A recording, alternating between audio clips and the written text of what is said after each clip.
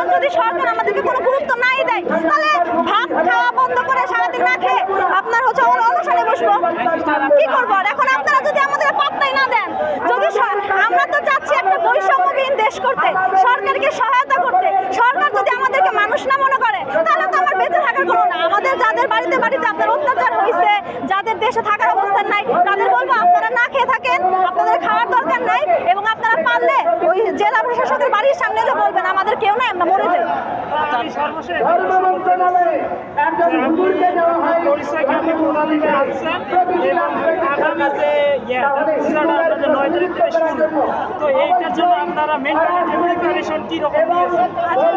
আগামীর যে পূজাটা আছে সেটা বাংলাদেশের সবার জন্য, শুধু হিন্দু ধর্মাবলম্বীদের না, মুসলিম থেকে শুরু করে অন্যান্য ধর্মাবলম্বীদের জন্য একটা চ্যালেঞ্জ।